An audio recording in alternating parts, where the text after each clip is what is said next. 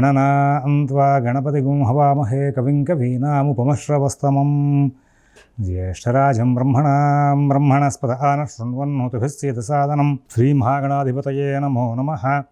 ప్రణో దేవీ సరస్వతీ వాజేభిర్వాజనీవతీ ధీనామభిత్రియవతు శ్రీమహాసరస్వత్యై నమో నమః. ఆదిత్యాయ చ సోమాయ మంగళాయ బుధాయ చ గురు శుక్ర శనిభ్యశ్చ రాహవే కేతవే నమః. ప్రేక్షకులకు శుభోదయం. ఈరోజు ఏప్రిల్ 6వ తేదీ శనివారం. పంచాంగ వివరాలు చూద్దాం. స్వస్తి శ్రీ చాంద్రమాన శ్రీ శోభకృతనామ సంవత్సరం ఉత్తరాయణం శశిర ఋతువు ఫాల్గుణ మాసం కృష్ణపక్షం ద్వాదశి ఉదయం 7:36 వరకు ఉంది. తదుపరి త్రయోదశి ఏష్యంగా వచ్చి తెల్లవారితే ఆదివారం అనగా 5:12 వరకు ఉంది. చాలా విశేషమైన రోజు ఇది.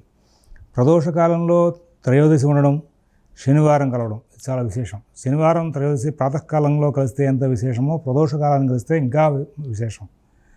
ఇటువంటి రోజున ప్రాతకాలంలో నదీ స్నానం చేసి శనేశ్వరుడు యొక్క శాంతి కార్యక్రమాలని కూడా జప దాన హోమ తర్పణాదులన్నీ కూడా పూర్తి చేసుకుని ఆ తదుపరి ప్రదోషకాలం వరకు కూడా ఉపవాసం ఉండి సూర్యాస్తమయానికి 54 నిమిషాల ముందు స్నానాదులు పూర్తి చేసుకుని సూర్యాస్తమయం దగ్గర నుంచి సంధ్యావందనాది కార్యక్రమాలు నిత్యకర్మానుష్ఠానం పూర్తి చేసుకుని ఆ తర్వాత శివారాధన చేయడం మూలంగా శనేశ్వరుడు యొక్క అనుగ్రహం లభించి ఆర్థిక సంబంధమైన ఇబ్బందులు ఉన్న వాళ్ళకి ఆర్థిక ఇబ్బందులు తొలగడం, సంతాన సంబంధమైన ఇబ్బందులు ఉన్న వాళ్ళకి సంతాన సంబంధమైన ఇబ్బందులు తొలగడం అనేది జరుగుతుందని చెప్పేసి మనకి పురాణ వాక్యాలు తెలియజేస్తున్నాయి. ఈ పురాణ వాక్యాల్లో నుంచే వ్రత నిర్ణయ కల్పోలి అనేటువంటి గ్రంథంలో ఆ విశేషాలను రాసుకుంటూ వచ్చారు. అటువంటి గొప్పదైనటువంటి ఈ రోజున శని సంబంధమైనటువంటి సంచార దోషాలు ఉన్నటువంటి వాళ్ళందరూ, సంతాన సంబంధమైన దోషాలను వాళ్ళు, ఆర్థికపరమైన సంబంధమైనటువంటి దోషాలను వాళ్ళందరూ కూడా వాళ్ళ శనేశ్వరుణ్ణి ప్రార్థించి అనుగ్రహం కోసం అని చెప్పేసి ఆయన అడిగి ప్రదోషకాలం వరకు ఉపవాసం ఉండి ప్రదోషకాలంలో శివారాధన చేయండి. జపతప హోమాది కార్యక్రమాలు చేయించుకోలేని వాళ్ళు కోణస్థ పింగళో బభ్రు కృష్ణో రౌద్రోంతకో యమః శౌరిహి శనైశ్చరో మందః పిప్పలాదైన సంస్థుత అనేటువంటి ఆ పిప్పలాదకృత శని స్తోత్రాన్ని పఠిస్తూ ఉండండి. ఆ తదుపరి సూర్యాస్తమయం వరకు ఉపవాసం ఉండి సూర్యాస్తమ సమయంలో అవకాశం ఉంటే శివాలయానికి వెళ్ళి ప్రదక్షిణాలు చేయడం, లేదంటే శివాయ నమః అని చెప్పి ఆ పంచాక్షరి మంత్రంతో చక్కగా స్వామివారిని మెడిటేషన్ చేసుకోవడం, ఇట్లాంటి కార్యక్రమాలు చేయడం వల్ల కూడా సమమైనటువంటి ఫలితాలు వస్తాయి. ప్రతిరోజు కూడా ప్రదోషకాలంలో శివారాధన చాలా విశేషం. అందులో త్రయోదశి విశేషం. శనివారం త్రయోదశి కలవడం ఇవాళ ఇంకా విశేషం. శతభిష నక్షత్రం పగలు 1:29 వరకు ఉంది. ఆ తదుపరి ఈ రోజున వర్జన్ రాత్రి 7:26 నుంచి 8:56 వరకు ఉన్నాయి. అమృత ఘడిలో ఉదయం 6:45 నుంచి 8:15 వరకు ఉన్నాయి. ఉదయం దుర్ముహూర్తం 5:54 నుంచి 7:32 వరకు ఉంది. సిజేరియన్ ఆపరేషన్కి ప్రిపేర్ అయ్యే వాళ్ళకి సాయంత్రం 6 గంటలకు సమయం అనుకూలంగా ఉంది. విజయవాడకు సూర్యోదయం 5:54, సూర్యాస్తమయం 6:09. ఇప్పుడు మనం 12 రాసుల యొక్క గోచార ఫలితాలని పరిశీలిద్దాం. గ్రహచారం చూస్తే ఈ రోజున కుంభంలో శని కుజుడు చంద్రుడు కలిసినారు.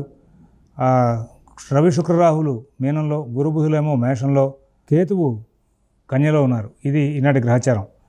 ఇప్పుడు మనం 12 రాసుల యొక్క గోచార ఫలితాల యొక్క అంశాలకి ముందుకు వెళ్దాం. అందరూ కూడా ఒకసారి భగవన్నామం చేయండి.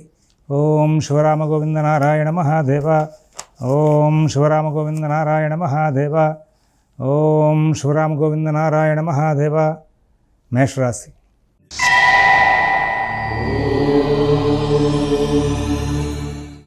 ఈ రోజున అన్ని కార్యక్రమాలు కూడా సకాలంలో పూర్తవుతూ ఉంటాయి, సజావుగా పూర్తవుతూ ఉంటాయి. కుటుంబ విషయాలని కూడా చాలా అనుకూలంగా నడుస్తూ ఉంటాయి. చిన్న చిన్న సమస్యలు ఉత్పత్తి అవుతాయి, తెలివిగా సరిచేస్తారు. ఉద్యోగ వ్యాపార విషయాల్లో మంచి ఫలితాలు ఉంటాయి. ఆర్థిక ఆరోగ్య విషయాల్లో సత్ఫలితాలు ఉంటాయి. విదేశీ నివాస ప్రాణ ప్రయత్నాలు, స్థిరాస్తి కొనుగోలు ప్రయత్నాలు, కోర్టు వ్యవహారాలు, రుణ వ్యవహారాల్లో కూడా మంచి ఫలితాలు ఉంటాయి. అందరూ బాగా సహకారం చేసే అవకాశం ఉంది. వృషభ రాశి.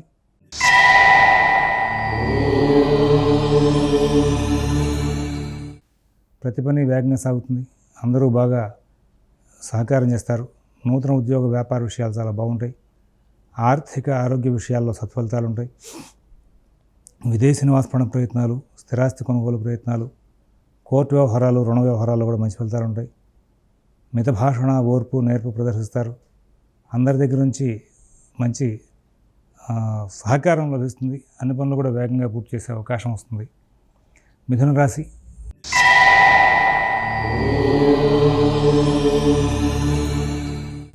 భాగ్యరాజుల అవస్థానాల్లో మొత్తం గ్రహాలే ఉండడం చాలా విశేషం. వీటి ప్రభావం చేత చాలా చక్కనైనటువంటి ఫలితాలు పొందుతారు. కుటుంబ విషయాలు, నూతన ఉద్యోగ వ్యాపార విషయాలు, ఆర్థిక ఆరోగ్య విషయాల్లో అన్ని పనులు కూడా వేగంగా సాగుతాయి. ప్రతి పని కూడా చాలా చక్కగా నడుస్తుంది. అన్ని పనులు కూడా ఆనందంగా, తెలివిగా, ఓర్పుగా పూర్తి చేసుకుని ముందుకు వెళ్తారు. ఎవరి వ్యవహారాల్లోనూ ఎక్కువ కలగజేసుకోవద్దు. మితభాషణ, ఓర్పు చాలా అవసరం. అందరితోనూ స్నేహపూర్వకంగా సంచారం చేసుకుంటూ ముందుకు వెళ్ళండి. మీ పనులు మీరు స్వయంగా చేసుకుంటూ ముందుకు వెళ్తే చాలా ఉత్తమమైన ఫలితాలు వచ్చే అవకాశం ఉంది. కర్కాటక రాశి.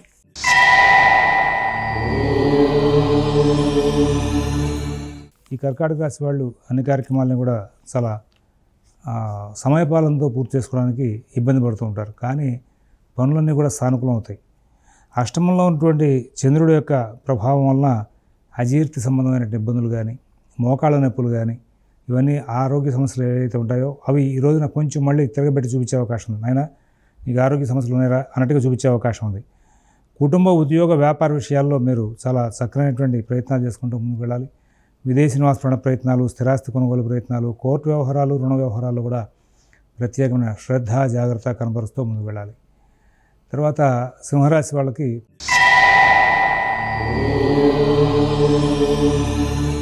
పనులన్నీ కూడా ఆలస్యం అవుతాయి. ప్రతి పని కూడా ఇబ్బందికరం అవుతూ ఉంటుంది. ప్రతి పనిలోనూ కూడా ఏదో తెలియని సమస్య వెంటాడుతూ ఉంటుంది. అనుకున్నంత ప్రశాంతంగా ఈ రోజున ఏ పని కూడా సాగే అవకాశం కనబడదు. అందరూ సహకారం చేస్తాం అంటూ ఉంటారు, కానీ ఎవరు కూడా సరైనటువంటి సహకారాన్ని అందించినటువంటి పరిస్థితులు ఉంటూ ఉంటాయి. మీరు చాలా జాగ్రత్తతో సంచారం చేస్తూ ముందుకు వెళ్ళాల్సిన కాలం అని కూడా తెలియజేస్తూ ఉన్నాం. తదుపరి కన్యారాశి.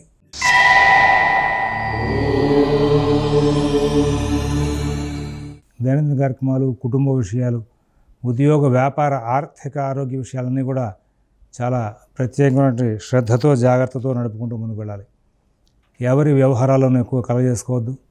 మీ పనులు మీరు స్వయంగా చూసుకుంటూ ముందుకు వెళ్ళండి. అందరూ కూడా మీకు ఈ రోజున కొంచెం ఇబ్బందులు కలగజేసే అవకాశాలు ఉంటాయి. మాట రీతిగా కానీ, వ్యవహార రీతిగా కానీ అంత అనుకున్నంత సానుకూలమైన పరిస్థితులు ఏం కనబడవు. అందువల్ల మీరు ప్రత్యేకమైనటువంటి జాగ్రత్తలు పాటిస్తూ ముందుకు వెళ్ళాల్సిన అవసరాలు ఉన్నాయి. ప్రతి విషయాన్ని కూడా జాగ్రత్తగా నడుపుకుంటూ ముందుకు వెళ్ళాలని చెప్పేసి సూచన చేస్తున్నాం. తులారాశి వాళ్ళకి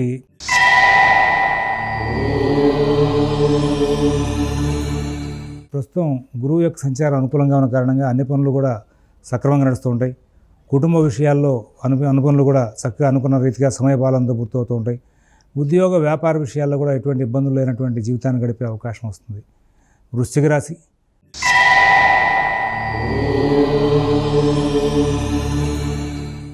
దైనందిన కార్యక్రమాలు బాగుంటాయి. కుటుంబ విషయాలు బాగుంటాయి. ఉద్యోగ, వ్యాపార విషయాలు బాగుంటాయి.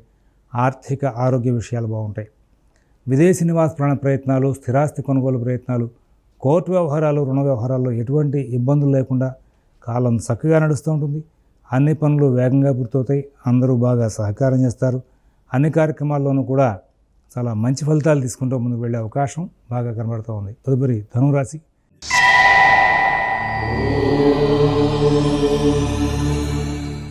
గ్రహచారంలో చాలా మంచి మార్పులు ఉన్న కారణంగా ప్రతి పని కూడా సానుకూలంగా అవుతుంది. ఇటువంటి సమయాన్ని మీరు చాలా సద్వినియోగం చేసుకోవాలి. సమయపాలనతో అన్ని పనులు పూర్తి చేసుకునేలాగా ప్రయత్నం చేయాలి. కుటుంబ విషయాలు, ఉద్యోగ, వ్యాపార విషయాలు, ఆర్థిక, ఆరోగ్య విషయాల్లో కూడా మీరు ప్రత్యేకమైన జాగ్రత్తలు పాటిస్తూ ముందుకు వెళ్ళాలి. విదేశీ నివాస ప్రయత్నాలు, స్థిరాస్తి కొనుగోలు ప్రయత్నాలు, కోర్టు వ్యవహారాలు, రుణ వ్యవహారాల్లో కూడా ప్రత్యేకమైన శ్రద్ధ, జాగ్రత్త కనబరుస్తూ ముందుకు వెళ్ళాలి. మకర రాశి.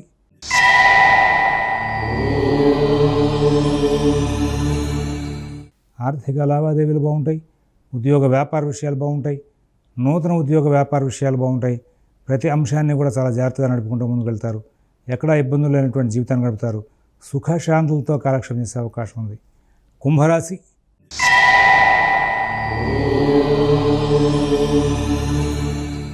అన్ని కార్యక్రమాలు కూడా చక్కగా సమయపాలనతో పూర్తి చేసుకునే అవకాశం ఉంది. ప్రతి పని వేగంగా సాగుతుంది. అన్ని కార్యక్రమాలు కూడా లబ్ధిగా పూర్తవుతూ ఉంటాయి. లాభదాయకమైన ఫలితాలతో ఎన్నో లాభాలు అందుకుంటూ ముందుకు వెళ్ళే అవకాశం వస్తుంది. విదేశీ నివాస ప్రయత్నాలు, స్థిరాస్తి కొనుగోలు ప్రయత్నాలు, కోర్టు వ్యవహారాల్లో కూడా పనులు ఆలస్యమైనప్పటికీ కూడా సానుకూలంగా అవడంతో మీరు సుఖంగా ఉండే అవకాశం వస్తుంది. మీనరాశి.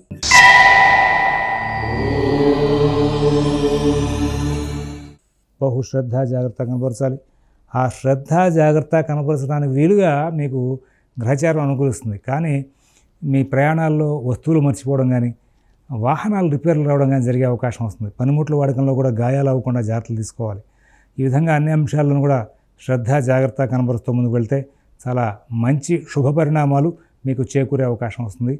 స్వస్తి ప్రజాభ్యః పరిపాలయంతాం న్యాయేన మార్గేణ మహీన్మహీషాః గోబ్రాహ్మణేభ్యః శుభమస్తు నిత్యం. లోకాః సమస్తాః సుఖినో భవంతు. ఓం దత్సతు.